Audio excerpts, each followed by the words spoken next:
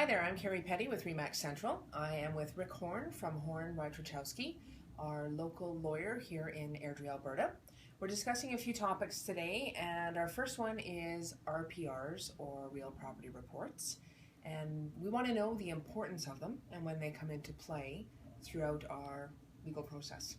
Okay, well, a real property report is basically a survey of your property, and the reason you need it is because your contract says you will provide it.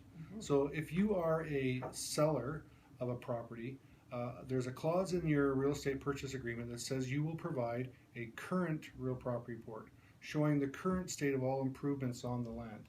So that includes things like fences, decks, hot tubs, any kind of addition to the outside of the property. Those things have to be shown on the real property report. Now, what if it's stamped, it is current, but stamped a year or 2 years ago? Is that acceptable? As long as it still shows the current state of improvement, I don't care if it's 20 years old. Okay. It's still good. Now, normally what we'll do is get you to sign a statutory declaration that it still is an accurate real property report.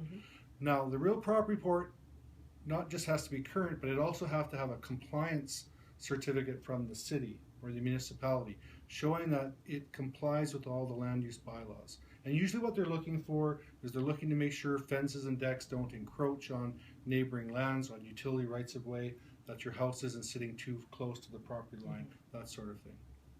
So typically these real property reports are needed to close the transaction. They are, and so that's why it's important to order them as quickly as possible. Once you have decided to list your property for sale, you should order a real property report because it takes a surveying company a few weeks to get them. They are expensive. They're anywhere from $500 to $800. Typically it will depend if it's an update or a brand new one. Yeah, usually updates are a significant discount from the, right. But you'd have to go to the same survey company to get it updated that it was originally prepared at.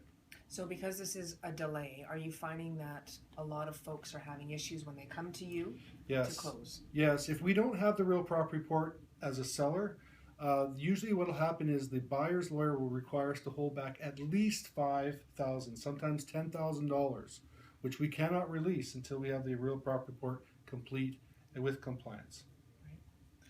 There you go. That's the importance of our real property report in the province of Alberta.